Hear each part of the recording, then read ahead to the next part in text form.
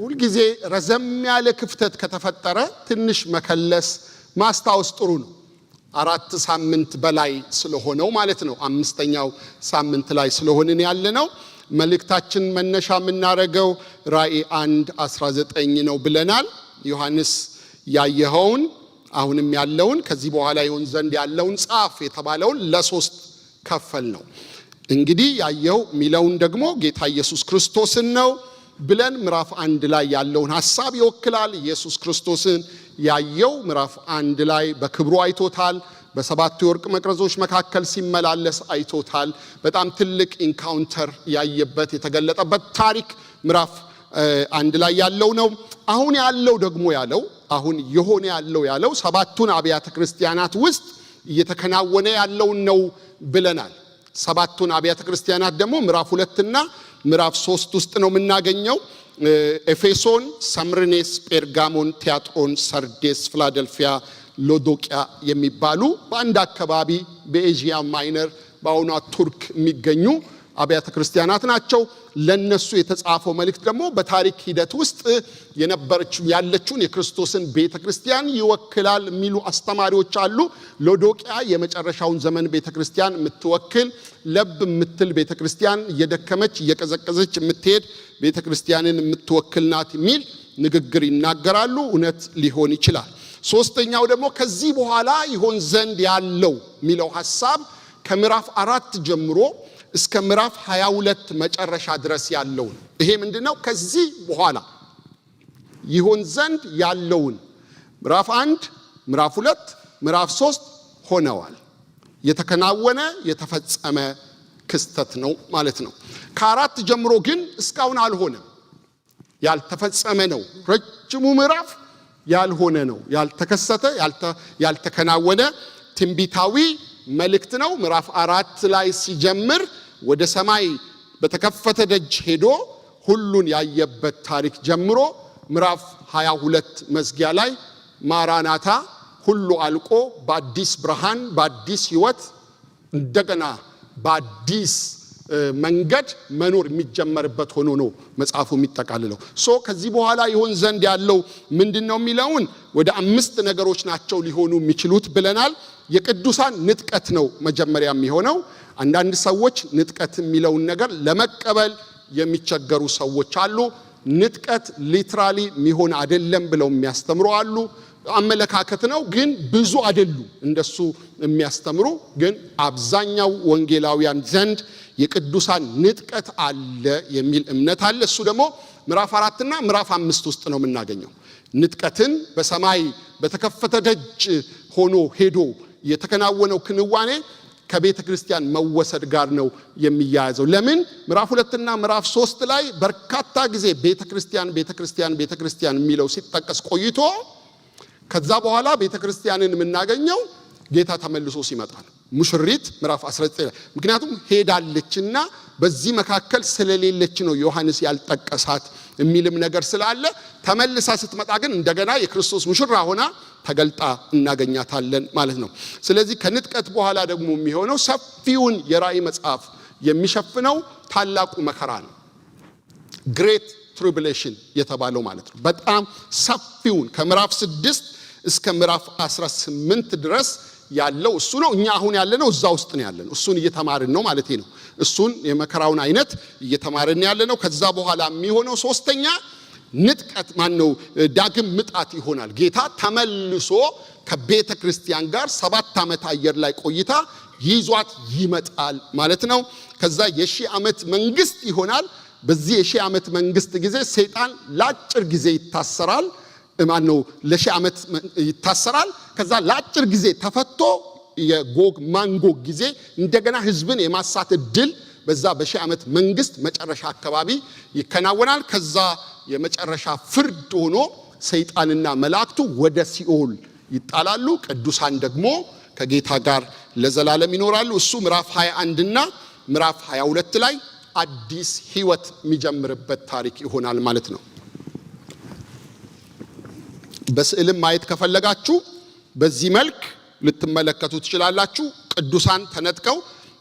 እንደገና ደግሞ ተመልሰው ሲመጡ በአየር ላይ ቤተክርስቲያን ቆይታ ተመልሰው ሲመጡ ከዛ ነጩ ዙፋን ባይ ዘ ወይ ክርስቲያኖችን የሚመለከት አይደለም። በማያምኑ ሰዎች ላይ የሚደረግ ፍርድ ነው። ሕይወትና ሞት መጨረሻ ላይ ይጀምራል ማለት ነው። የሰባቱን ዓመት መከራ ምዕራፍ 6 እስከ 18 እየተማርን ነው። ሶስት ናቸው የመከራው ይዘቶች ወይም ደግሞ መከራው የተገለጡባቸው መንገዶች በሶስት ነው የተከፈሉት። አንደኛ 7 ማህተሞች የተፈቱበት ታሪክ ነው ያየነው። ማህተሙ ሲፈታ ነጩ ፈረስ ወጣ እያልን ምዕራፍ 6 ጀምረን የተመለከትነው ታሪክ ነው። 7 ማህተም ከተፈታ በኋላ ጥቂት ጊዜ ዝምታ ኖሮ እንደገና የመለከት መነፋት ይሆናል።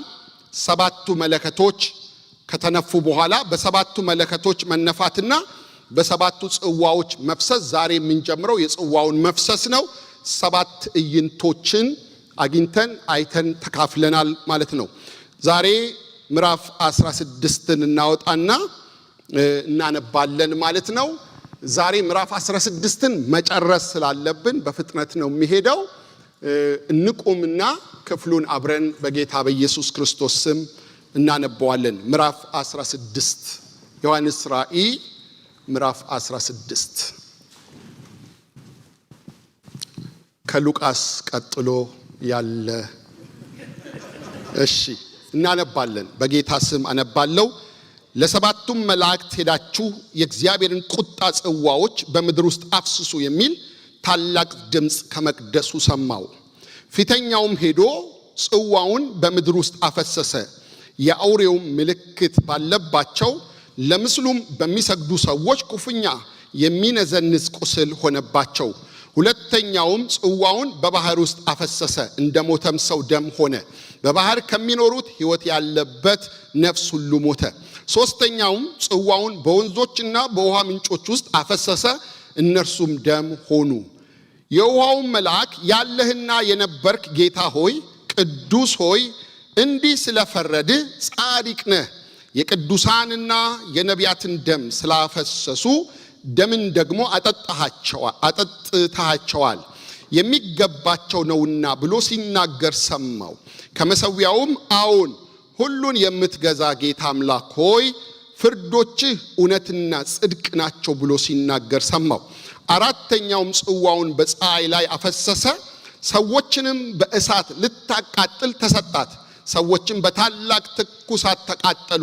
በእነዚህም መቅሰፍቶች ላይ ስልጣን ያለው የእግዚአብሔርን ስም ተሳደቡ፣ ክብርንም እንዲሰጡት ንስሐ አልገቡም። አምስተኛውም ጽዋውን በአውሬው ዙፋን ላይ አፈሰሰ፣ መንግስቱም ጨለማ ሆነች። ከስቃይም የተነሳ መላሶቻቸውን ያኝኩ ነበር። ከስቃያቸውና ከቁስላቸውም የተነሳ የሰማይን አምላክ ተሳደቡ፣ ከስራቸውም ንስሐ አልገቡም።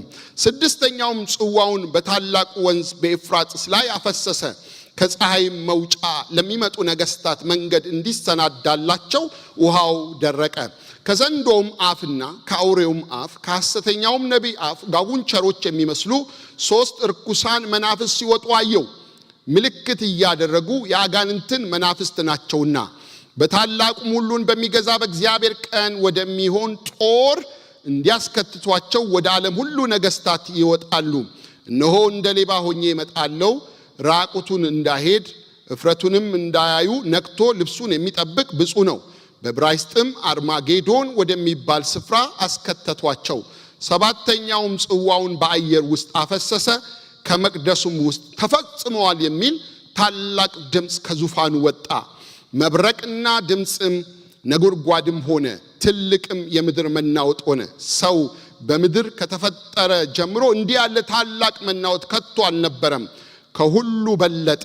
ታላቂቱም ከተማ በ3 ተከፋፈለች፣ የአሕዛብም ከተማዎች ወደቁ። ታላቂቱም ባቢሎን የብርቱ ቁጣው ወይን ጠጅ የሞላበትን ጽዋ እንዲሰጣት በእግዚአብሔር ፊት ታሰበች። ደሴቶችም ሁሉ ሸሹ፣ ተራራዎችም አልተገኙም። በሚዛንም 1 ታለንት የሚያህል ታላቅ በረዶ በሰዎች ላይ ከሰማይ ወረደባቸው። ሰዎቹም ከበረዶ መቅሰፍት የተነሳ እግዚአብሔርን ተሳደቡ፣ መቅሰፍቱ እጅግ ታላቅ ነውና። 1 ታለንት 3 ፈረሱላ የሚያህል እንደሆነ ከትል ትርጉም ይሰጠናል ማለት ነው። እንጸልይ። ቅዱስ የሆንክ አምላካችን እግዚአብሔር ሆይ በጌታ በኢየሱስ ክርስቶስ ስም ይሄን የከበረውን ቃል ባርክልን፣ ተናገረን፣ አስተምረን በጌታ በኢየሱስ ክርስቶስ ስም አሜን። ጌታ ይባርካችሁ። ተቀመጡ።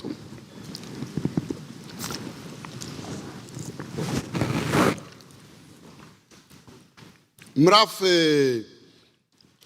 15 ሲጀምር እነዚህን ጽዋዎቹን የሚያፈሱትን መላእክት ተዘጋጁ የሚል ነገር ተናግሮ ነው የሚጀምረው። እንደሱ ነው ምዕራፍ 15 ላይ ዝግጅቱን ነው የተመለከተው። እጅግ በጣም የከፋ የመጨረሻው የእግዚአብሔር ቁጣ የሚገለጠው በእነዚህ መቅሰፍቶች ውስጥ ነው። ማተሙ ሲፈታ የተገለጠ አይተናል። እንደገና መለከቱ ሲነፋ የተገለጠ አይተናል። አሁን ደግሞ እግዚአብሔር ሊያደርገው ያለው እጅግ በጣም ከባድ የሆነ በጣም እጅግ የከፋ አሰቃቂ እልቂት የሚሆንበት ይሆናል ማለት ነው። ከዚህ ከሰባቱ ጽዋዎች መፍሰስ በኋላ የሚሆነው የጌታ ተመልሶ መምጣት ነው ማለት ነው። ልክ አርማጌዶን ሲሆን ጌታ ተመልሶ ይመጣል። ምዕራፍ 16 ቁጥር 1 ላይ ለሰባቱም መላእክት ሄዳችሁ የእግዚአብሔርን ቁጣ ጽዋዎች በምድር ውስጥ አፍስሱ የሚል ታላቅ ድምፅ ከመቅደሱ ሰማው ይላል። ምን አይነት ድምፅ? ታላቅ ድምፅ ይላል። ይሄ ታላቅ ድምፅ የሚለው ቃል እዚህ ክፍል ውስጥ ከ11 ጊዜ በላይ ተጠቅሷል። ታላቅ መቅሰፍት፣ ታላቅ ከተማ፣ ታላቅ ታላቅ ታላቅ ታላቅ ታላቅ አምላክ የሚል ተደጋግሞ ተጠቅሷል። ይሄንን ንግግር የሚያደርገው እግዚአብሔር አብ ነው። ከዚህ በፊት የነበሩትን የማህተም መፈታትና የመለከት መነፋቱን መላእክት ነው ለሌላው መልአክ የሚናገር የነበረው። አሁን ግን እግዚአብሔር ራሱ ነው ከመቅደሱ ነው ይሄ ድምፅ የሚወጣው። ታላቅ ድምፅ ነው የሚወጣው። የእግዚአብሔር ቁጣ የሚገለጥበት የእግዚአብሔር የመጨረሻ በሕዝብ ላይ፣ በሰው ላይ፣ በፍጥረታት ላይ፣ በፍጥራን ሁሉ ላይ እርምጃ የሚወስድበት ጊዜ ነው የሚሆነው። እግዚአብሔር ይሄንን በሚያደርግበት ጊዜ ወደ ቁጥር 5-6 ስትመጡ ልክ ነህ የሚል አይነት ንግግር ትሰማላችሁ። ምዕራፍ 16 5 እና 6 ላይ የውሃውን መልአክ ያለህና የነበርክ ጌታ ሆይ ቅዱስ ሆይ እንዲህ ስለፈረድ ጻድቅ ነህ፣ የቅዱሳንንና የነቢያትን ደም ስላፈሰሱ ደምን ደግሞ አጠጥታቸዋል የሚገባቸው ነውና ብሎ ሲናገር ሰማው ይላል። ይሄ በጣም ከባድ ነገር ነው። በእነዚህ ሰዎች ላይ በመጨረሻው የመከራ ጊዜ የሚሆነው ነገር ሁሉ የእጃቸውን የሚያገኙበት ጊዜ እንደሆነ ይነግረናል። የሚገባቸው ነው። አንተ ጻድቅ አምላክ ሆይ፣ አንተ ቅዱስ አምላክ ሆይ ፈረድክ፣ ደም አፍስሰዋል፣ ብዙ ጥፋት አጥፍተዋል፣ ንስሐ መግባት አልወደዱም።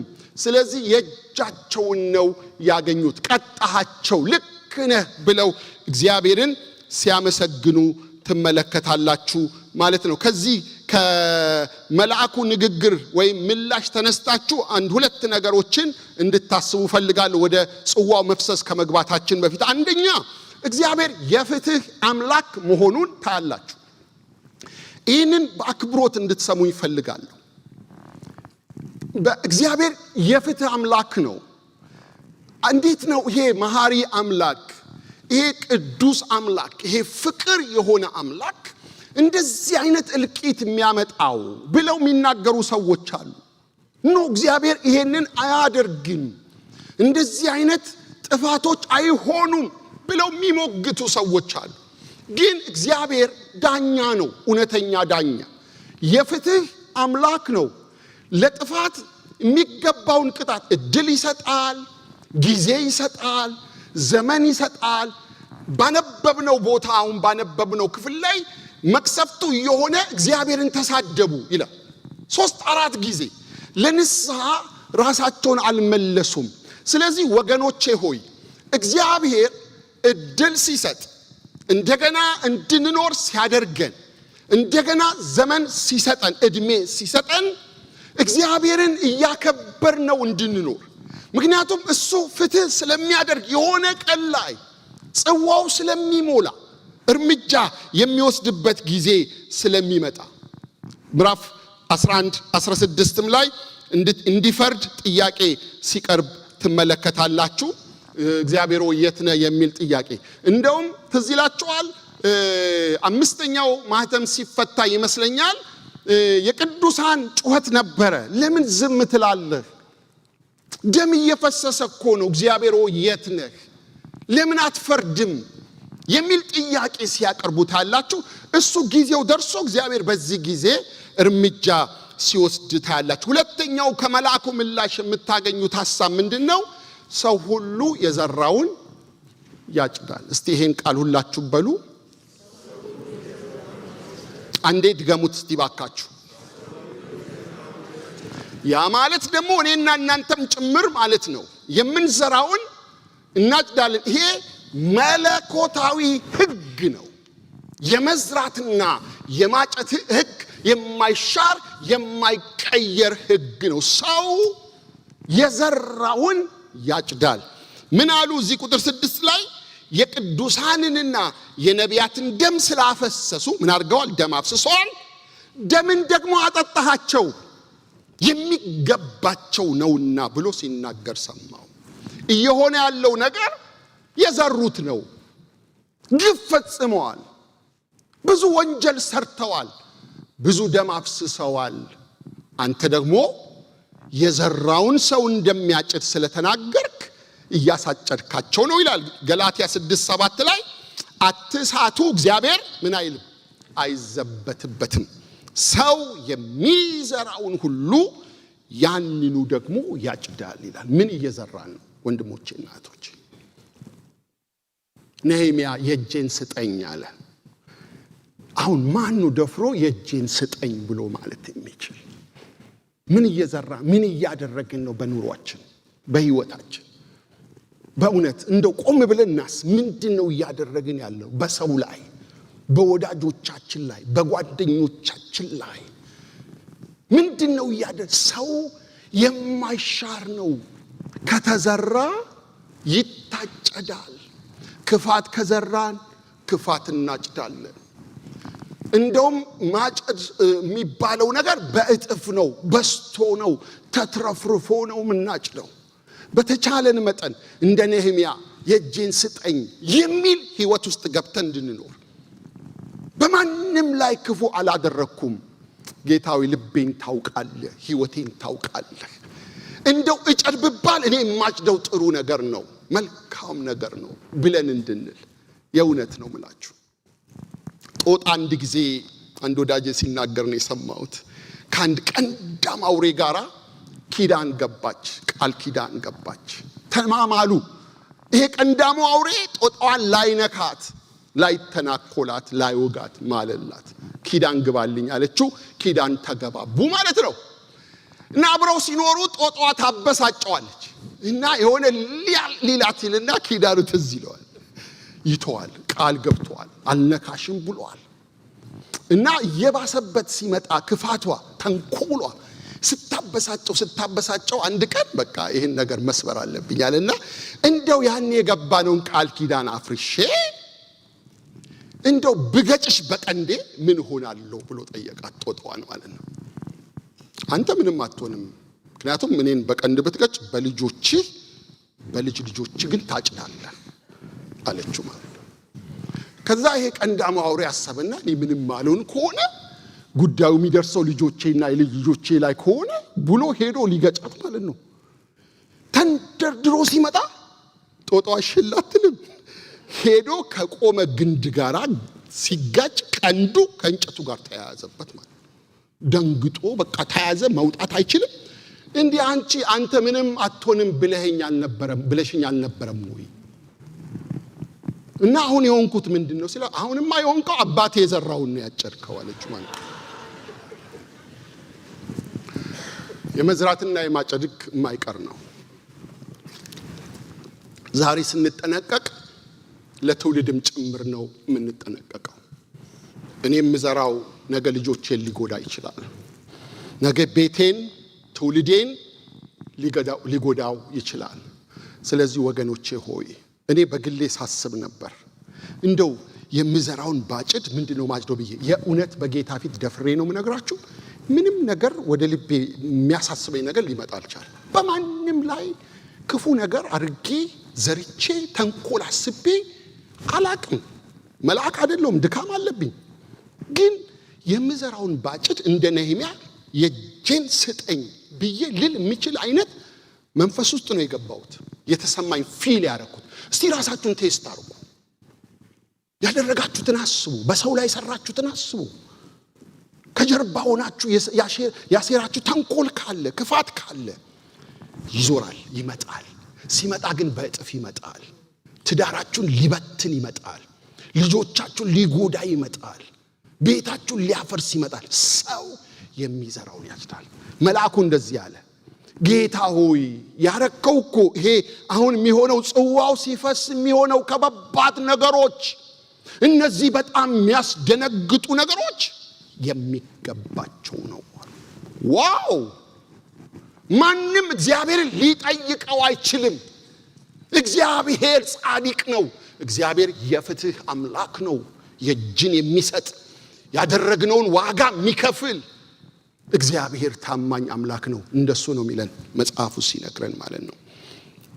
ዘዳግም ላይ ዘፍጥረት 9 ላይ ዘጸአት 21 ላይ ማንበብ ትችላላችሁ። እዛ ጋር አልመለስም። ግን እንደገና ከመሰዋው የወጣው ምላሽ ሲናገር ምን ይላል? ቁጥር 7 ላይ ከመሰዊያውም አዎን ሁሉን የምትገዛ ጌታ አምላክ ሆይ ፍርዶችህ እውነትና ጽድቅ ናቸው ብሎ ሲናገር ሰማዋል።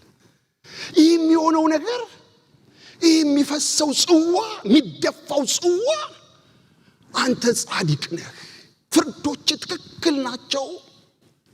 እምታጠፋውን ስታጠፋ፣ እምትጨርሰውን ስትጨርስ፣ እምትገለውን ስትገል፣ ምድርን ስታናውጥ፣ ታላቅ ድቀትና ውድቀት በምድር ላይ ሲመጣ አንተ ጻድቅ ነህ። ሃሌሉያ! እግዚአብሔር አይሳሳትም። እግዚአብሔር አዋቂ ነው። እግዚአብሔር ይታገሳል፣ ይታገሳል፣ ይታገሳል። የሆነ ቀን ጽዋው አሁን የሚፈሰው ጽዋ አይደለ? ለምንድን ነው የሚፈሰው መሰላችሁ? ስለሞላ ነው። የእግዚአብሔር ጽዋ ሞላ። ጠበቀ ጠበቀ ጠበቀ ጠበቀ። 144,000 ሰባኪዎች ላከላቸው፣ አልሰሙም አልሰሙም። 2 ብርቱ ነቢያቶችን ላከላቸው፣ አልሰሙም። ለመጀመሪያ ጊዜ መልአክ እንዲሰብክ አደረገ፣ አልሰሙም አልሰሙም። አሁን እግዚአብሔር ጽዋው ሞላ። ፍርዶቹን እየተመለከትን እንሂድ። በጣም አስደንጋጭ ፍርድ ነው የሚሆነው። 7ቱን የእግዚአብሔር ቁጣ ጽዋዎች በምድር ላይ አፍስሱ የሚል ታላቅ ድምፅ ከቤተ መቅደሱ ሰማው። እያፈሰስን እንሂድ አብረን ከመጽሐፉ ጋር። አንደኛ የመጀመሪያው መቅሰፍት ቁጥር 2 ላይ የመጀመሪያው መልአክ ሄዶ ጽዋውን በምድር ላይ አፈሰሰ። የአውሬውን ምልክት በተቀበሉትና ለምስሉ በሰገዱት ሰዎች ላይ ክፉኛ የሚያሰቃይ ቁስል መጣባቸው ይላል። ከባድ ነው። የአውሬውን ቁጥር 666ን የተቀበሉ በነሱ ላይ ከባድ የሆነ ቁስል ወጣባቸው ይላል። የመጀመሪያው ጽዋው ሲፈስ የመጀመሪያው እግዚአብሔር ያደረገው ቁጣ በመላው ዓለም ላይ ላሉ የአውሬውን ቁጥር ለተቀበሉ 666ን ለወሰዱ ወይ በቀኝ እጃቸው ወይ በግንባራቸው ምልክት ለተደረገባቸው እግዚአብሔርን ለናቁ፣ እግዚአብሔርን ለገፉ፣ ከእግዚአብሔር ይልቅ ሰይጣንን ለተከተሉ፣ አውሬውን ላመለኩ፣ ሐሰተኛውን ክርስቶስንና ሐሰተኛውን ነቢይ ላገለገሉ ለሁሉም ምን ሆነባቸው? ቁስል። በጣም ከባድ የሚጠዘጥዝ ቁስል። ቁስል በጣም ከባድ ነው። ሰላም የሚነሳ ነገር ነው። የሚያሰቃይ ነገር ነው። ትዝ ይላችኋል እግዚአብሔር ፈቅዶ ኢዮብ በቁስል ተመቶ እንደነበረ ቁስሉ በጣም ማይመች ስለነበረ ገል ወስዶ ይፍቀው ነበር ይላል። እንደሱ አይደለም። ይሄ ከባድ ቁስል ነው።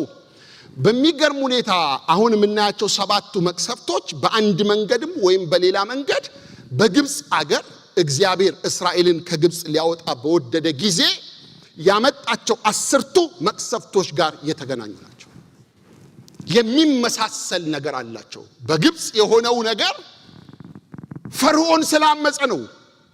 ፈርዖን እስራኤልን አልለቅም ስላለ ነው። እግዚአብሔርን አልፈልገውም አላቀውም ስላለ እግዚአብሔር የሚያስደነግጡ ነገሮችን በፈርዖንና በግብጻውያን ላይ አድርጓል። ግን ይሄን ሲያደርግ እዛ ግብጽ ውስጥ ብቻ ተወስኖ ነው ይሄን ያደረገው። ግብጽ ውስጥ ሆኖ እንኳን ይሄን ሲያደርግ በጌሴም የኖረውን የአይሁድን ሕዝብ እነዚህ መቅሰፍቶች አያገኙትም ነበር። አሁንም ይሄ ቁጥሩን በወሰዱት ሁሉ ላይ በሚሆንበት ጊዜ በ144,000 በሌሎች የዳኑ ካሉ የተጨመሩ ካሉ ጌታን የሚወዱ ካሉ በእነሱ ላይ አይሆንም። የዘጸአቱን ብናይ ቁጥር 8 ምዕራፍ 9 ዘጸአት ከ7 ጀምሮ እስከ 12 ይመስለኛል መቅሰፍቶቹ ያሉት ማየት ትችላላችሁ። እዚህ ጋር መጥቶ አሁን የደረሰባቸውን ቁስል ሲናገር እንደዚህ ይላል። እግዚአብሔርም ሙሴንና አሮንን እጃችሁን ሞልታችሁ ከምድጃ አመድ ውሰዱ፣ ሙሴም በፈርዖን ፊት ወደ ሰማይ ይበትነው፣ እርሱም በግብጽ አገር ሁሉ ትቢያ ይሆናል። በግብጽ አገር ሁሉ በሰውና በእንስሳ ላይ ሻህኝ የሚያመጣ ቁስል ይሆናል አላቸው። ከምድጃም አመድ ወስደው በፈርዖን ፊት ቆሙ። ሙሴም ወደ ሰማይ በተነው፣ በሰውና በእንስሳት ላይ ሻህኝ የሚያወጣ ቁስል ሆነ። በጠንቋዮቹም ቁስል ስለነበረባቸው በሙሴ ፊት መቆም አልቻሉም። ቁስል በጠንቋዮችና በግብጻውያን ሁሉ ላይ ነበረና ይላል። የጀመረው በሰው ላይ ነው የጀመረው። የዚህ አሁን ቁጣው የእግዚአብሔር ቁጣ በሰው ላይ ነው። ቁስል በማን ላይ ሆነ? በሰዎች ላይ ሆነ። እነዚህ ሰዎች ምንድናቸው? 666ን የተቀበሉ ናቸው። ለአውሬው የሚሰግዱ ናቸው። 666 ያው ባለፈውም ስንነጋገር ብዙ ነገር ይባልበታል። በጣም በቀደም አንድ ድራማ እያየሁኝ በጣም ነው ያሳቀኝ። በስንቱ የሚባል ድራማ አለ እና እዛ ላይ ያለው ዋናው አክተር ለምን የሚባል ሾው አለው እና አንዱ ጥናታዊ መረጃ የሚሰጥ ሰው ኢንተርቪው እየተደረገ ምን ይላል? በስንቱ ሾው ለምን የሚለው 666 ነው እና ማስረዳት ጀመረ። ለምን ራሱ ስንት ፊደል ነው? ለምን ሁለቴ ስለሚለው ለምን የሚለው ራሱ 6 ነው አለ። ከዛ ሙ ሚ ማ ም 6ኛ ፊደል ናት አለ።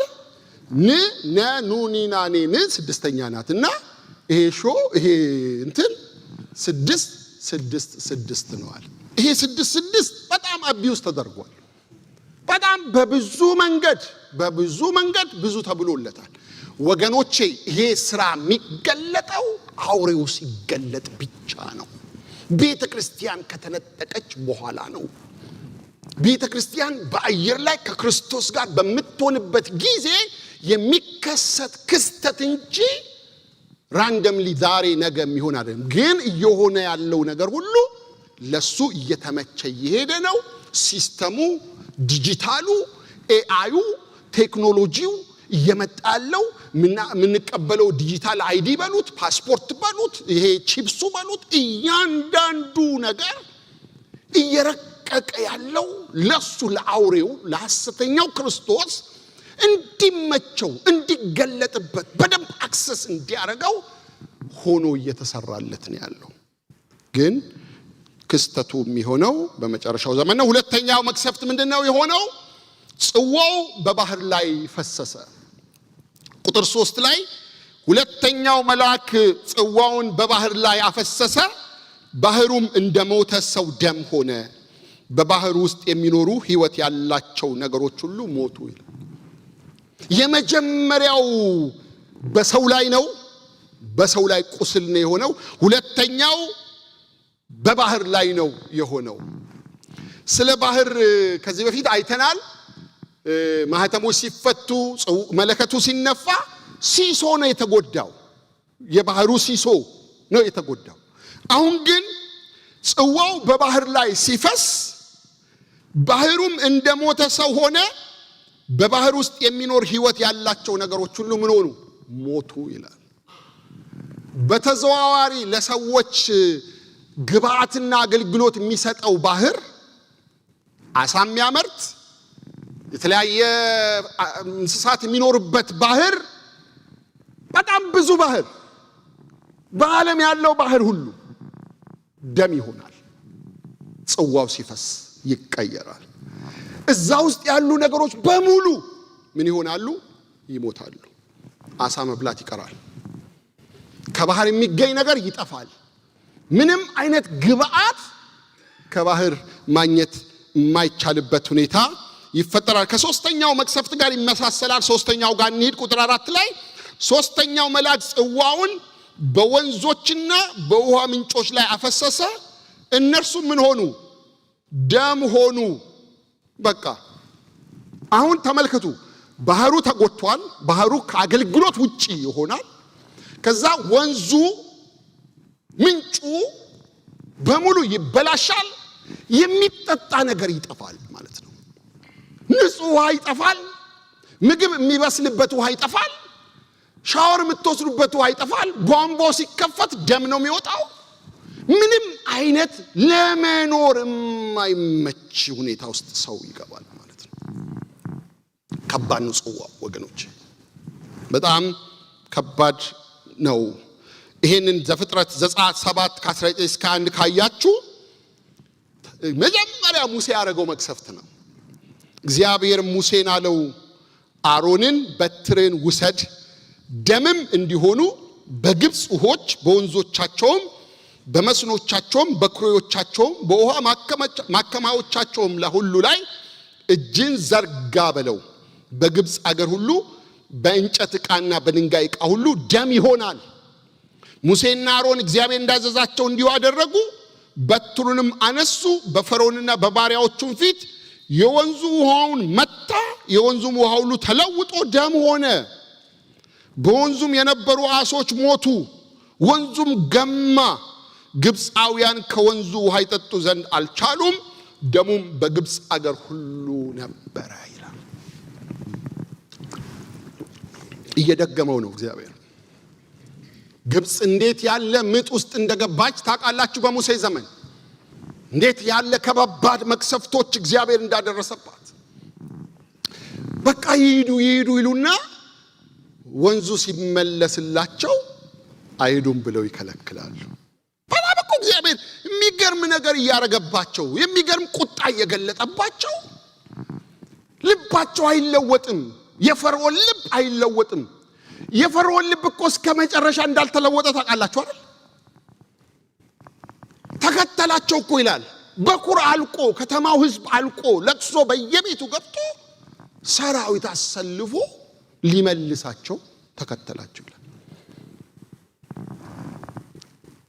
ፈርዖን የሚወለዱ ህፃናትን በባህር ምን ሲያደርግ ነበር? ወንዶችን ሲጥል ነበር አይደል? ብዙ ህፃናት አልቀዋል። የሙሴ እናት ጨክና በቅርጫት አርጋ ነው ያተረፈችው እንጂ ብዙ ልጆች ሞተዋል። ሰው የዘራውን ያጭዳል። እግዚአብሔር አመጣቸውና ባህር ውስጥ ከተታቸው። ያንን ሊያሳጭደው ነው። ትናንት ያደረገውን ግፍ፣ ትናንት ህፃናት እንደዚህ እንዲያልቁ ያደረገውን የእጁን ሊሰጣው የኤርትራ ባህር ውሃ እንዲመለስባቸው አደረጋቸው ይላል። ስለዚህ ይሄም የእግዚአብሔር ቁጣ በውሃው ላይ፣ በውሃዎች ሁሉ ላይ፣ በምንጮቹ ላይ፣ በሚጠጣው ነገር ሁሉ ላይ ሆነ ይላል። ታዲያ ሰው እንዴት መኖር ይችላል ያለ ውሃ? የቦትል ውሃ ያጠራቀሙ ሰዎች ሊኖሩ ይችላሉ፣ ግን አያልቅም። ያልቃል። ከባድ ዘመን ነው።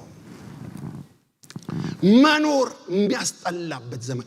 እነዚህ መቅሰፍቶች ምናልባት ወዲያው የሚሆኑ መቅሰፍቶች ናቸው። ጊዜው ደርሷል። መምጫው ተቃርቧል። ጌታ በደጅ ነው። ቅድም እንዳነበብነው ሊመጣ ነው፣ ሊከሰት ነው።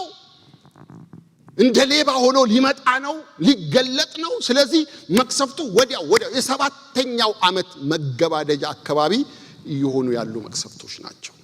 ህዝብ እያለቀ ነው፣ እልቂት እየሆነ ነው። አራተኛው መቅሰፍት ጽዋው በፀሐይ ላይ ፈሰሰ። አሁን በተፈጥሮ ላይ ነው አያችሁ። ከዚህ በፊትም ፀሐይ 1/3 ጨለመ ብለናል። መለከት ሲነጽዋ ማህተም ሲፈታ ጨልሞ ነበር። ከዚህ በፊትም ፀሐይ ግርዶሿን የተወሰነ ተከልላ ነበር። አሁን ደግሞ ጽዋው በፀሐይ ላይ ሲፈስ መልአኩ ትእዛዝ ተቀብሎ ፀሐይዋ ላይ ጽዋውን ሲያፈስ ቁጥር 8 እና 9 አራተኛው መልአክ ጽዋውን በፀሐይ ላይ ያፈሰሰ፣ ፀሐይም ሰዎችን በእሳት እንድታቃጥል ኃይል ተሰጣት፣ እነርሱም በታላቅ ሐሩር ተቃጠሉ ይላል። ዋው! ይህን ነገር ጋሽ ተስፋ መጽሐፉ ላይ የጠቀሰውን አይቼ በጣም ኢምፕረስ አረገኝ። ስለ ፀሐይ ማለት ነው። አራተኛው ፀሐይ ላይ የሚፈሰው ጽዋ ሰዎችን የሚያቃጥል፣ በሰዎች ላይ ከባድ እልቂት የሚያመጣ፣ ሊቋቋሙት የማይችሉት ትኩሳት ነው። እንደዚህ ብሏል ፓስተር ተስፋ። ፀሐይ ክብ ነች ይላል። ከምድር ጋር ስትተያይ የምድርን 1.3 ሚሊዮን መዋጥ ትችላለች። ትልቅነቷ 1.3 ሚሊዮን የሚደርስ ምድር፣ እቺ ምድር እኛ የምንኖርባት ምድር ዋው! ምን ያህል ግዙፍ ቢሆን ነው ማለት ነው መዋጥ ትችላለች ይላል። ፀሐይ ግለቷ 10,000 ዲግሪ ፋራናይት ነው። ይታያችሁ ሙቀቷ ማለት ነው። ፀሐይ ከመሬት ያላት ርቀት 93 ሚሊዮን ማይል ርቀት ነው። ይሄ የምናየው ፀሐይ ምንድነው ታዲያ አልኩኝ እኔ እንሳለም 93 ሚሊዮን ማይል ርቀት ናት ፀሐይ ከመሬት ያለችው። ለፀሐይ የሚቀርብ ፕላኔት ቬኑስ ሲሆን የቬኑስ ሙቀት 867 ዲግሪ ፋራናይት ነው። እዚህኛው 100 ዲግሪ ፋራናይት ሲደርስ ሰው ይሞታል እኮ። ከባድ ነው አይደል? ከባድ ነው። እና ከመሬት በጣም ርቃ ያለችው ፕላኔት ኔፕቱን ስትሆን ያላት እንትን ከዜሮ በታች 240 እስከ 330 ዲግሪ ፋራናይት ቅዝቃዜ መኖር የማይቻልበት ነው። እግዚአብሔር ሉዓላዊ በሆነ አሰራሩ ፀሐይን ገድቦ ከመሬት ርቀቷን ለክቶ በእንደዚህ ዲስታንስ አስቀምጧት በሚመች አየር ውስጥ እንድንኖር አድርጎናል። ፀሐይ ከመሬት ያላት ርቀት ትንሽ ቀነስ ብታረግ መሬት ትቀልጣለች ማለት ነው። በዚህ ጊዜ ታላቅ ትኩሳት ልክ ጽዋው ሲፈስ በፀሐይ ላይ ኃይለኛ ሙቀት መልቀቅ ጀመረች ማለት ነው። ምናልባት ትንሽ ሽፍት አርጋ ይሁን ከቦታዋ እግዚአብሔር ሰስቴን አርጎ ፕላኔቶችን፣ ዩኒቨርስን፣ ዓለምን እንዴት አርጎ እንደያዘ ስታስቡ ሁሉን የሚቆጣጠር የሚያስተዳድር ጌታ ጠብቆ እግዚአብሔር ባዘዘው መጠን እንዲንቀሳቀስ አድርጎ ያለ ጌታ ነው። ሁሉን በስልጣኑ ቃል ደግፎ የያዘ እግዚአብሔር ነው። ግን በመጨረሻው ዘመን ትኩሳቷ ሲመጣ ሰዎችን ማቃጠል ተቃጠሉ ይላል። ሙቀት ከባድ ነው። በምን ሊቋቋሙት ይችላሉ? በኤሲ በምን ሊያመልጡ ይችላሉ? እንዲህ አይነት ከባድ ሙቀት ማለት ነው። ሚልክያስ 4:1 ላይ እነሆ እንደ ምድጃ እሳት የሚነድድ ቀን ይመጣል ይላል። ኃጢአተኞችና ትዕቢተኞች ገለባ ይሆናሉ ይላል። በዛ ቀን በዛ እግዚአብሔር ቁጣ ቀን እንደ ምድጃ የሚነድድ እሳት በሚሆንበት ቀን እግዚአብሔር ፍርዱን በሚገልጥበት ጊዜ እንዳልነበሩ ይሆናል። አራተኛው መቅሰፍት ጽዋው የፈሰሰው በፀሐይ ላይ ነው። ህዝቡ ግን ምን አይነት አመፀኛ ህዝብ ነው? ቁጥር 6 ሄዳችሁ ካያችሁ በእነዚህ መቅሰፍቶች ላይ ስልጣን ያለውን የእግዚአብሔርን ስም ተሳደቡ እንጂ ንስሐ አልገቡም፣ ክብርም አልሰጡትም ይላል። ዋው አንፎርቹኔት። እግዚአብሔር ኮሚኒኬት እያደረገ እንኳን እድል አላቸው። እነዚህ ሰዎች እኮ በዚህ ሁሉ ውስጥ እድል ነበራቸው ማለት ነው። የመመለስ እድል በሩ አልተዘጋም ማለት ነው። ጌታ እስኪመጣ ድረስ ነው እድሉ ያለው። ጌታ እንዲህ ከመጣ እድሉ ይዘጋል። ግን እግዚአብሔርን ሰደቡት። ለምን? አውሬው አለ፣ ሐሰተኛው ክርስቶስ አለ። እሱ ገዝቷቸዋል፣ እሱ ተቆጣጥሯቸዋል። በሱ ፈቃድ ስር ናቸው፣ በሱ ቁጥጥር ስር ናቸው። አምስተኛው መቅሰፍት በአውሬው ዙፋን ላይ የፈሰሰ ጽዋ ነው። ቁጥር 10 ላይ አምስተኛው መልአክ ጽዋውን በአውሬው ዙፋን ላይ አፈሰሰ፣ የአውሬው መንግስት በጨለማ ተዋጠ። ሰዎችም ከስቃያቸው የተነሳ ምላሳቸውን ያኝኩ ነበር ይላል። ምን ሆነ? አሁን ጨለማ ሆነ። ብርሃን ጠፋ። መብራት መስራት አቆመ። የሰማይ ብርሃን ተከለከለ፣ የምድር ብርሃን ተከለከለ። በህዳሴ ግድብም የተገኘው ብርሃን ይጠፋል። የማይጠፋ ብርሃን የለም። ጨለማ ሆነ። የእግዚአብሔር ቁጣ ነው። እግዚአብሔር እየፈረደ ነው። እግዚአብሔር እርምጃ እየወሰደ፣ እግዚአብሔር ይቀጣል። አሁን ጽዋው የፈሰሰው በሐሰተኛው ክርስቶስ በአውሬው ዙፋን ላይ ነው የፈሰሰው። ወደሱ ዞረ። አሁን እሱ ላይ መጣ። አሁን ኦፕሬት ማድረግ የማይችልበት ሁኔታ ውስጥ አስገባው። እግዚአብሔር ታላቅ አምላክ ነው። ጨለማ ሆነ። በጨለማ ምንም ማድረግ አይቻልም። በጨለማ ምንም መስራት አይቻልም።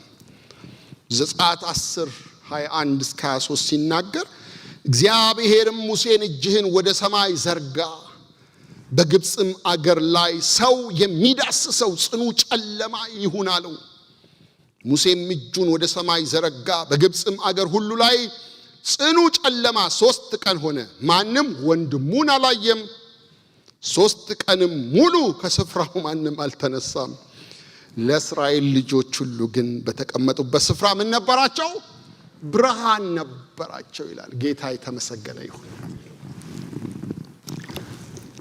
አሁንም ብርሃን ያላቸው አሉ። በዚህኛው ጨለማ ጊዜ 144 ሺዎቹ ብርሃን አላቸው። በጌታ የሆኑቱ ብርሃን አላቸው። ጌታን የሚያውቁ ብርሃን አላቸው። ግን ግብፃውያን ላይ የመጣው ጨለማ አይሁዳውያን እንዳልነካ ማለት ነው። እግዚአብሔር የሚዳሰስ ጨለማ በዚህ በሐሰተኛው ክርስቶስ ላይ በአውሬው ላይ አደረገበት። ምን መንገድ አለው? ከዚህ እንዴት ያመልጣል? እግዚአብሔር ሲቆጣ ምላሹን አሁንም ተመልከቱ። በጣም የሚገርም ነው ምላሹ። በጣም በቃ ጽዋው ሞላ። ሰው ከደነደነ ደነደነ ነው። ሰው አልመለስም ካለ አይመለስም ማለት ነው። ይህ ሁሉ ነገር እየሆነበት እንዴት አይነት እንትን ነው ያለው ሰው? በእውነት እንዴት ከባድ ነው። ደግሞም ከስቃያቸው ከቁስላቸው የተነሳ የሰማይን አምላክ ተሳደቡ እንጂ ከስራቸው ንስሐ አልገቡም ይላል። ኦ ማይ ጋድ! ዮሐንስ እያየ ያለው ነገር በጣም ከባድ ነው። እየሆነባቸው ባለው ነገር ተመልሰው ተጸጽተው ንስሐ ለመግባታቸው። ወገኖቼ አንዳንድ ጊዜ በሕይወታችን ከመስመር ስንወጣ መንገዱ መፍትሄው መመለስ ብቻ ነው። የያዕቆብ መጽሐፍ ላይ ማንም ከእናንተ የታመመ ቢኖር የቤተ ክርስቲያን ሽማግሌዎች ይጥራ፣ ዘይት ቀብተው ይጸልዩ፣ ኃጢአትም ሰርቶ ከሆነ ይሰረይለታል፣ እርስ በርሳችሁ ትፈወሱ ዘንድ ኃጢአታችሁን ተናዘዙ፣ የጻድቅ ሰው ጸሎት በስራዋ ታላቅ ኃይል ታደርጋለች የሚል ቃል አለ። ኃጢአት የምንናዘዘው ነገር ነው። ኃጢአት ንስሐ የምንገባው ነገር ነው። በአመጻችን እየተቆነጠጥን እግዚአብሔር ዲስፕሊን እያደረገን በአመጻችን መቀጠል ሳይሆን መመለስ ነው። እኔ ዳዊት በጣም ይገርመኛል። አንድ ቀን ምን እንደነካው አይታወቅም። ዳዊት እኮ በጣም የሚገርም ሰው ነው። በጣም በጣም በጣም እግዚአብሔር እንደ ልቤ ያለው ጌታን የልቡን የሚያደርግ ጌታን የሚወድ መልካም ሰው ነው ዳዊት። በጣም መልካም ሰው ነው። ኦፍኮርስ ድካም አለው፣ ሰው ነው። አንድ ቀን ግን ሰራዊቴን ቁጠሩልኝ አይልም። ኢዮአብ እኮ ምን ነካ አለው። ምን ነካ? የረዳህ እግዚአብሔር፣ ያገዘ እግዚአብሔር፣ እዚያ ያደረሰ እግዚአብሔር፣ ያሻገረ እግዚአብሔር እንዴት ነው ሰራዊትህን የምታስቆጥረው? ቶቶቶቶ አለው። የዳዊት ስለበዛ በቃ ተቆጠረ ማለት ነው። ግን ተቆጥሮ ልክ አልቆ ሪፖርቱን ሲሰማ የዳዊትን ልብ መታው የሚል ቃል አለ። ልቡን መታው፣ ደነገጠ። ማለት ተሳስቶ እንደሆነ ገባው። ግን በቃ እግዚአብሔር ሰው የዘራውን ያጭዳል። ጋድ የሚባል ነቢይ ላከለትና በቃ እግዚአብሔር አዝኖብሃል አለው። ሊቀጣ ይፈልጋል አለው። 3 ምርጫ ይሰጣል አለው። ከባድ ናቸው። 3ቱንም ካያችሁ በጣም ከባድ ናቸው። አንደኛ የ3 ዓመት ረሃብ ይሆናል አለው። ትመርጣለህ ከ3ቱ አንዱ። ሁለተኛ ደግሞ 3 ወር ጠላቶች ይመጡብሃል፣ ጦርነት ይከፈትብሃል አለው። ሶስተኛው የ3 ቀን ቸነፈር ከእግዚአብሔር ዘንድ ይመጣብሃል አለው። ከ3ቱ የቱ ከባድ ይመስላችኋል? እንደው ዳዊት ቢመርጥ ዳዊት በጣም ሴፍ የሚሆነው በእነዚህ በ3ቱ ነገሮች ውስጥ ብትሉ ከላይ ባሉት በ2ቱ ሴፍ ሊሆን ይችላል። ጦርነቱም ቢመጣ የሚዋጉለት አሉት፣ ሰራዊት አለው። ረሃብ ቢመጣ ቤተ መንግስት ነው። ምናልባት 2ቱ። ሶስተኛው ግን ከባድ ነው። ቤተ መንግስትም የሚገባ ቁጣት ነው። ቸነፈር ነው ያለው፣ ከእግዚአብሔር ዘንድ ነው ያለው። ግን ዳዊት አሰበና ተጨንቄያለሁ አለ። ተጨንቄያለሁ፣ ጨነቀው፣ በጣም ጨነቀው። ምን ላድርግ ግራ ገባኛል። አስቦ ከተጎዳውም ከህዝቡ ጋር ልጎዳ እንጂ እኔ ማመልጥ የሚገባኝን ነገር መምረጥ የለብኝም ማለት። ይሄን እኮ ወረድ ብላችሁ ስታነቡ ሙሴ ያለውን ቃል ይደግመዋል ዳዊት እኮ። እነዚህ በጎች ናቸው፣ ምን አረጉ? እኔን ቅጣኝ፣ እኔን የአባቴን ቤት ቅጣ የሚል ቃል ይጠቀማል ማለት። በጣም የሚገርም የእረኝነት ልቡን ነው የምታዩት ዳዊት ላይ ማለት ነው። ከዛ ለጋድ እንደዚህ ያለው በሰው እጅ ከምወድቅ በእግዚአብሔር እጅ ልውደቅ አለ። ለምን? እሱ ምህረቱ ብዙ ነው፣ ለዘላለም ነው። ይምራል፣ እግዚአብሔር ይራራልኛል እና በእግዚአብሔር እጅ እንድወድቅ እሱን እመርጣለሁ አለ። የመረጠው ከባድ ነገር ነው። በእግዚአብሔር መቅሰፍት ውስጥ መግባት፣ ቸነፈር ከእግዚአብሔር ዘንድ ማለት የእግዚአብሔር መቅሰፍት ነው። ግን እሱን መረጠ። ለምን መረጠ? እግዚአብሔር ምህረት ያደርግልኛል ብሎ ማለት ነው። ልክ እግዚአብሔር ያንን ቸነፈር ሲጀምር እኮ በአንዴ 70,000 ሰው ነው ያጨደው። መልአኩ መጥቶ 70,000 ሰው በአንድ ጥርግ። እንዲህ ዳዊት ብድግ አለ። መልአኩ ፊት ቆመ። እኔ አለው አለ። እኔን ግደለኝ አለ። እኔ ልጥፋ አለ። እኔን አጥፋኝ። ከዛ በኋላ ግን እግዚአብሔር መንገድ አሳየው፣ መሰዊያ እንዲያመጣለት ማለት ነው። ወደ ኦርና አውድማ አይደለ መልአኩ መጥቶ የነበረው። ከዛ እዛው የኦርና አውድማ ላይ መስዋዕት ሊሰዋ፣ መቅሰፍቱን ሊያስቆም፣ መቅሰፍቱን ሊያስከለክል ሲነሳ ኦርና እኮ በነፃ ውሰድ አለው። በጣም ደስ የሚል ነገር አለ። ስለ መስጠት ስታስቡ ከዳዊት አንድ የምትማሩት ነገር ለእግዚአብሔር ዋጋ ከፍሎ እግዚአብሔርን ማምለክ ምን እንደሆነ ዳዊት ያውቃል። ያለ ዋጋ አልሰዋለትም። ለእግዚአብሔር ዋጋ ከፍዬ ነው የምሰዋለት እንጂ የምትሰጠኝን አልቀበልም ብሎ ገንዘብ ሰጥቶት ልክ መስዋዕቱን ሲያቀርብ እግዚአብሔር የሞቱን መልአክ ምን አለው? እጅህን አንሳ አቁም አለው ይላል። ወገኖቼ እንደሱ ማይባል ሲዝን ነው ይሄኛው። ግን የእግዚአብሔር መቅሰፍት ጽዋው ሞልቶ ከፈሰሰ በኋላ መልሶ ማይታፈስ ነው ይሄኛው። የዳዊት ጊዜ ግን እድል ነበር፣ ቻንስ ነበር። ዳዊት ምህረት ለመቀበል ይቅርታ ለመቀበል የእግዚአብሔርን ምህረት ለማግኘት ንስሐ ለመግባት ለመመለስ የነበረውን እድል ተጠቅሞ ነበር። እግዚአብሔር የሚሰጠንን እድል እንድንጠቀምላችሁ ነው። እግዚአብሔር እድል ሲሰጠን ለንስሐ ነው፣ እንድንመለስ ነው፣ መስመር ውስጥ እንድንገባለት ነው። ስድስተኛውን መቅሰፍት ነው። ጽዋው በኤፍራጥስ ላይ ሆነ ይላል።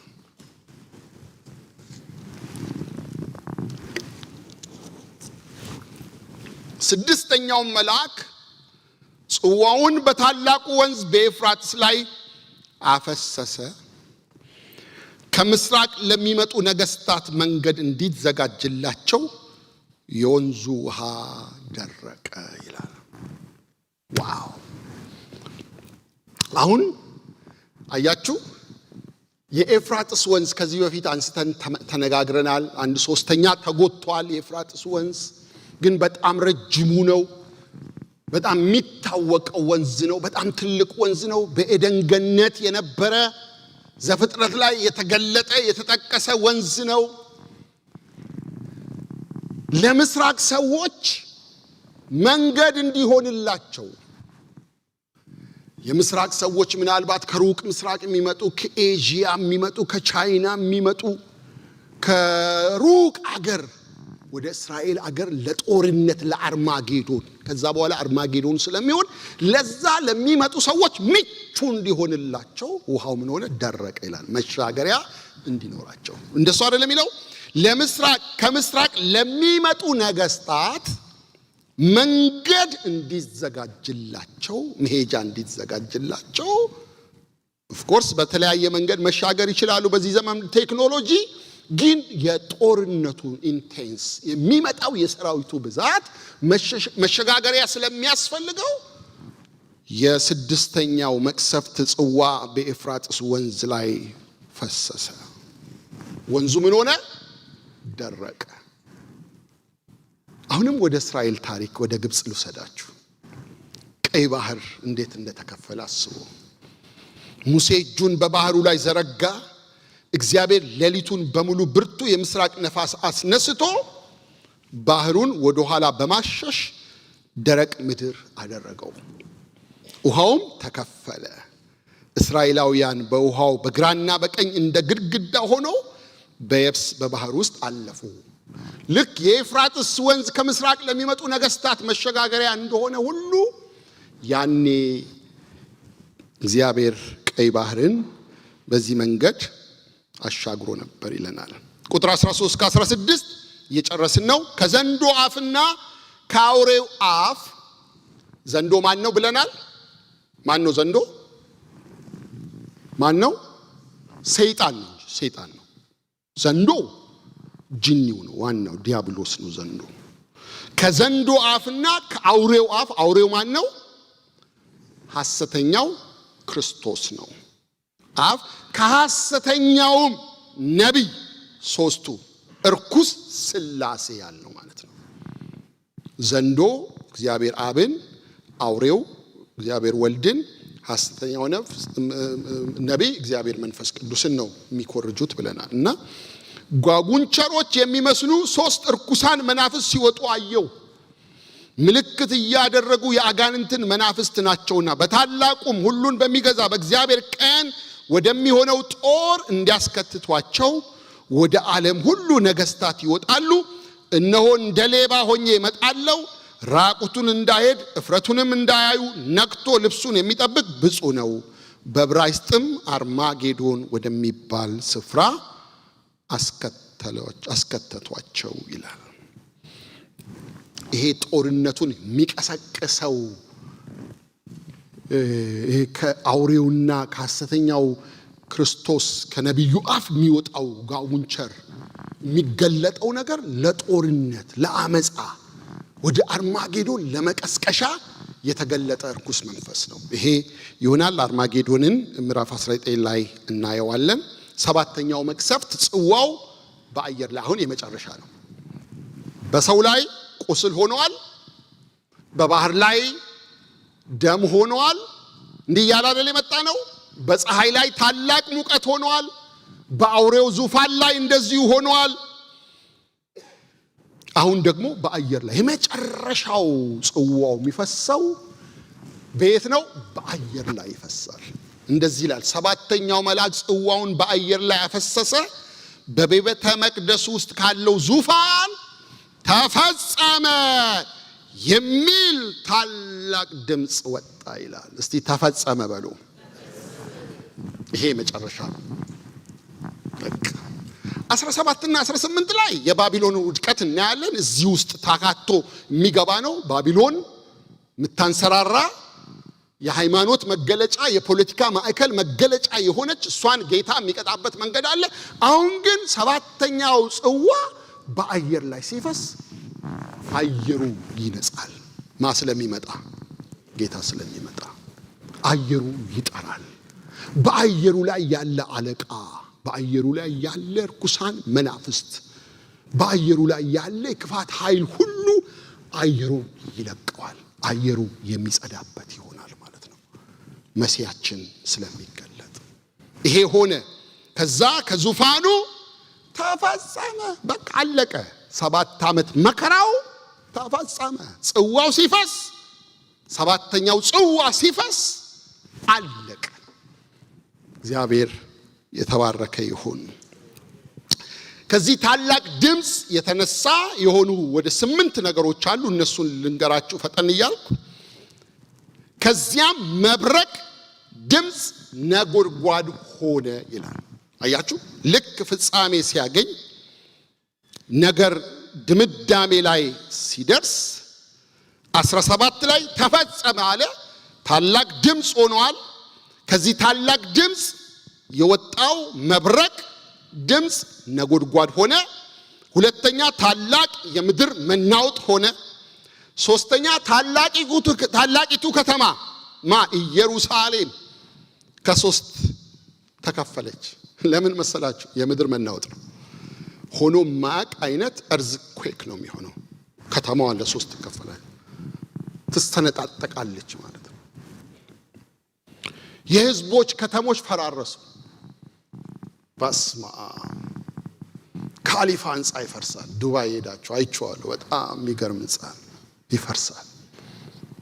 ለመጀመሪያ ጊዜ ኒውዮርክን ያየሁት ባለፈው ነው። ቅርብ ጊዜ ነው ያየሁት ከተማውን። ሌሎች ከተሞች ሄጃለሁ። ዋናው ከተማ ያየሁት አሜሪካ እንደዚህ ያምራል ነው ያልኩት። ኒውዮርክ በጣም ያምራል። በጣም የሚገርም ህንፃ ነው ያለው። በስመ አብ። በጣም ትላልቅ ህንፃዎችን በተለያየ ሀገር ሲሄድ አይቻለሁ። ይፈራርሳሉ። ከተማ ይፈርሳል። ህንፃ ይፈርሳል። ፎቆች ይፈርሳል፣ ይደረመሳሉ። ምድር ሼክ ታረጋለች፣ ይናወጣል። ታላቅ የምድር መናወጥ ይሆናል። እግዚአብሔር ታላቂቱን ባቢሎንን ያስታውሳል፣ ሊቀጣት ማለት ነው።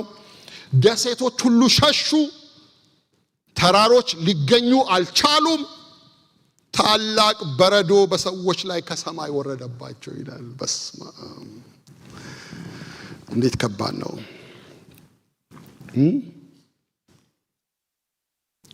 በረዶ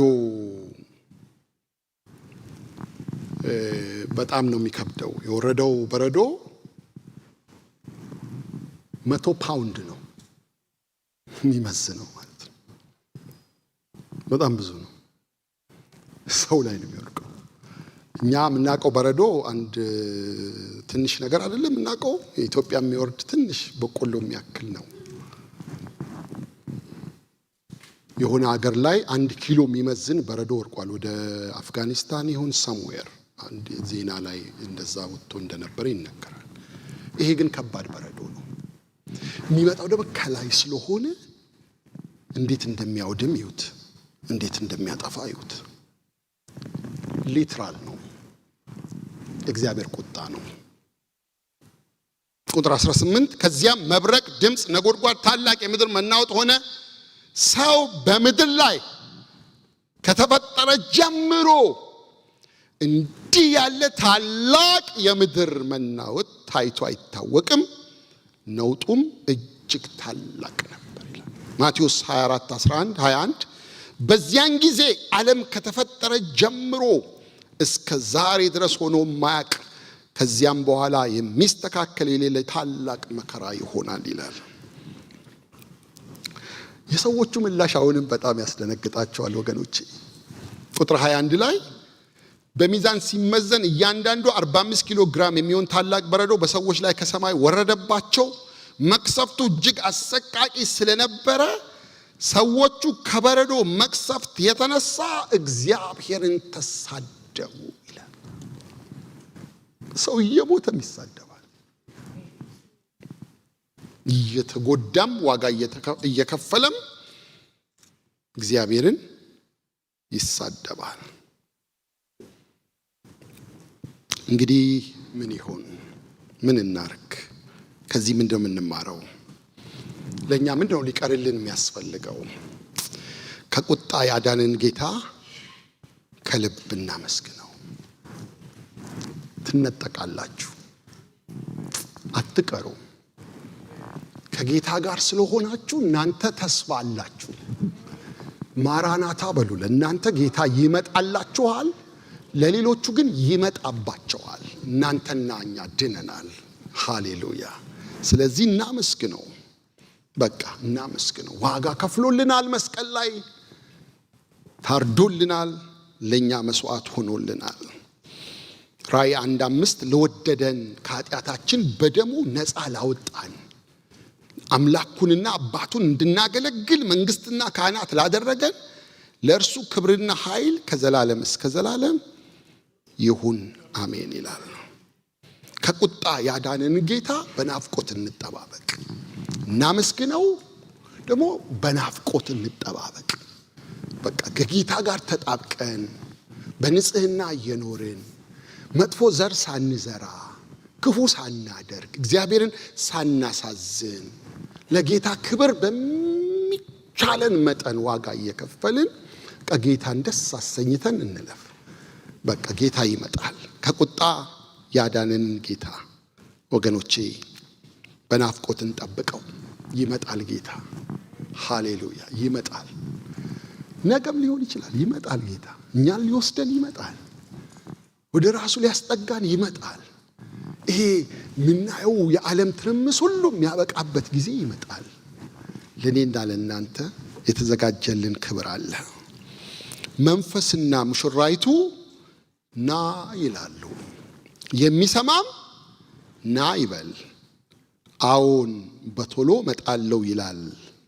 አሜን። ጌታ ኢየሱስ ሆይ ቶሎና። ማራናታ። እስቲ ለዚህ ጌታ ክብር ስጡት። ወደዚህና አምልኮ መሪዎች ወደዚህ ይመጡና ጥቂት ጌታን አመስግነን እንጨርስ። 5 ደቂቃ አልወስድባችሁም። ከዚህ በኋላ በቃ ጌታ ይመጣል። የክብር ጌታ ይገለጣል። ጌታን የማታውቋላችሁ እዚህ ጉባኤ መካከል ለጌታ ራሳችሁን ያልሰጣችሁ አላችሁ። ኢየሱስ ክርስቶስን በሕይወታችሁ ያላነገሳችሁ አላችሁ። ካላችሁ እናንተ ንስሐ እንድትገቡ ጌታ ሲመጣ እናንተም ሽልማት እንድታገኙ በጌታ ፊት ንስሐ መግባት የሚገባችሁ ካላችሁ ምልክት ብትሰጡኝ ለእናንተ ጸልያለሁ። ጌታን የማታውቁ ሰዎች አላችሁ። በዚህ በቀጥታ ስርጭትም ቢሆን እያመለካችሁ ያላችሁ ከኛ ጋር ይህን አገልግሎት እየተካፈላችሁ ያላችሁ ጌታ ከሌላችሁ ጌታን ወደ ሕይወታችሁ ጋብዙ። ጌታን ወደ ሕይወታችሁ ጥሩ። እንቁምና እንጸልያለን። የሚመጣ የድል ንጉሥ የሚመጣ እያልን አምልኮ መሪዎች ጋራ እንዘምራለን። 1-3 ጊዜ ዘምረን ጌታ ይመጣል። ሃሌሉያ። አመስግኑት። እናንተ ድናችኋል። ከጨለማ ወደሚያስደንቅ ብርሃኑ የጠራችሁ የእርሱን በጎነት እንድትነግሩ የተመረጠ ትውልድ፣ የንጉሥ ካህናት፣ ለርስቱ የተለየ ወገን ናችሁ ይላል። ከየት? ከድቅድቅ ጨለማ ወደሚያስደንቅ ብርሃን የጠራችሁን። ሃሌሉያ። እግዚአብሔር የተባረከ ይሁን። ይመጣል። ይሄ ጌታ ይመጣል፣ ይገለጣል። ማራናታ በሉት። ጌታ ይመጣል። ህመም የሌለበት፣ ሐዘን የሌለበት፣ ስቃይ የሌለበት፣ ጨለማ የሌለበት፣ በጉ ራሱ ብርሃኗ የሆነባት የተባረከች ምድር አለችን። ጌታ ይመጣል። ጌታ ተመልሶ ይመጣል። ለእያንዳንዳችን እንደ አገልግሎታችን እንደ ሩጫችን ደሞዝ ይከፍለናል፣ ሽልማት ይሰጠናል። ሃሌሉያ! ና ጌታ በሉት። ና አንተ የክብር ጌታ በሉት። አመስግኑት እግዚአብሔርን። አንደበቶቻችሁን ከፍታችሁ እግዚአብሔርን አመስግኑት። ዛሬ ቢመጣ ከጌታ ጋር እንደምትሆኑ ወቁ። አሁን ቢመጣ ከጌታ ጋር እንደምትሆኑ ወቁ። ያዳናችሁ በቅዱስ አጠራሩ የጠራችሁ እግዚአብሔር የተባረከ ነው። የተባረከ ነው። የርስቱን መያዣ የሰጠን መንፈስ ቅዱስን የሰጠን አባ አባት ብለን የምንጮህበትን የልጅነት መንፈስ የሰጠን ጌታ አለ። አመሰግንሃለሁ በሉት ጌታን። ሃሌሉያ ሃሌሉያ። እህቴ ብርሃን ወጥቶልሻል። ወንድሜ ብርሃን ወጥቶልሃል። የሚነግስ ኢየሱስ ሲደምጣችሁ ይሰማ የሚመጣ ሃሌሉያ የሚከበር የሚነግስ እጆች ይነሱና የሚመጣ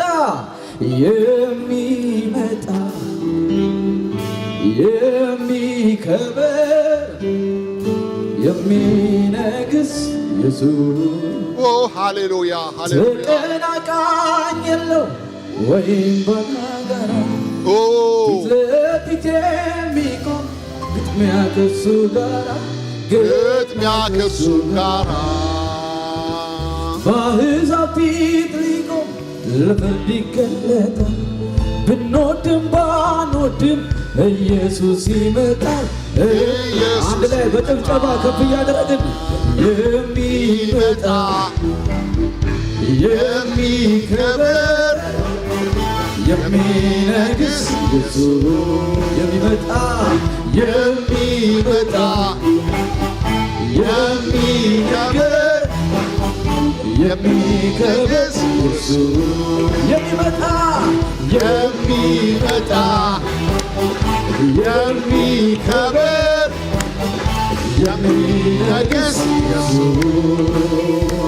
አንተን መጠበቅ ብዙ ትርፍ አለው፣ ለታገሰ ሰው ጸጋ ላስቻለው። አንተን ጠብቆ ያፈረ የለም በዚህ ምድር ይሆን ወዲያኛው። አንተን መጠበቅ ብዙ ትርፍ አለው፣ ለታገሰ ሰው ጸጋ ላስቻለው። አንተን ጠብቆ ያፈረ የለም በዚህ ምድር ይሆን ወዲያኛው። የሚመጣ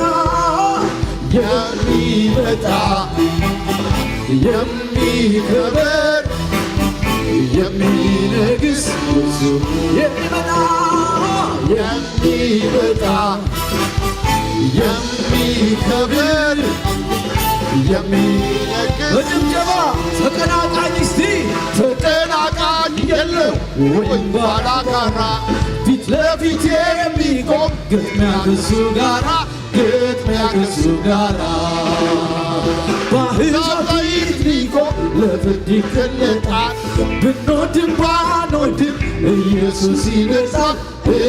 በጭብጨባ የሚመጣ የሚከብር የሚነግስ የሚመጣ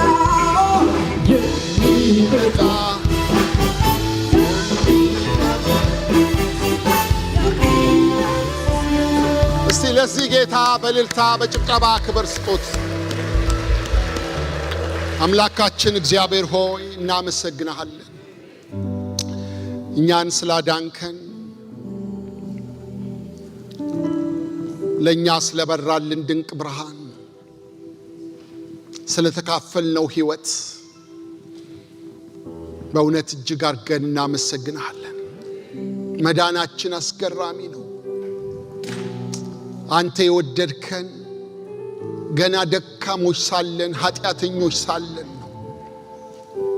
ለዓለም ሁሉ ደምን አፍስሰሃል። የተቀበሉ በአንተ ያመኑ አንተን የተከተሉ እነሱ ግን ይድናሉ። ጌታ ሆይ አሁንም በጨለማ ላሉት የመዳን ብርሃን እንዲወጣላቸው እንለምንሃለን። ያልዳኑ ወዳጆቻችን፣ ዘመዶቻችን፣ ቤተሰቦቻችን ወደዚህ የዘላለም ሕይወት ወደዚህ ድነት እንዲመጡ እንጠይቀሃለን። እግዚአብሔር ሆይ ይህን የተቀበልነውን ሕይወት ደግሞ እንድናካፍል በንጽህና በጽድቅ በቅድስና እንድንወጣ እንድንገባ አንተን ደስ እያሰኘን እንድንኖር ለእያንዳንዳችን ልዩ ጸጋን ስጠን። ስለነበረን መልካም ቀን መልካም ጊዜ ስለተናገርከን ስለ ቃል ሁሉ በጣም አድርገን እናመሰግንሃለን። ቀሪውን ጊዜያችንን ውሏችንን ላንተ ለታመንከው አምላክ አሳልፈን ሰጠን። በጌታ በኢየሱስ ክርስቶስ ስም ጸለይን። እግዚአብሔር ይባርካችሁ፣ እግዚአብሔር ይጠብቃችሁ፣ እግዚአብሔር ፊቱን ያብራላችሁ፣ ሰላሙን ይስጣችሁ። የእግዚአብሔር አብ ፍቅር የልጁም የኢየሱስ ክርስቶስ ጸጋ የመንፈስ ቅዱስ ኅብረት እኛ ወደሱ እስክንሄድ ወይም ደግሞ እሱ ተመልሶ እስኪመጣ ከሁላችንም ጋር ይሁን። አሜን። ጌታ ይባርካችሁ። በሰላም ሂዱ።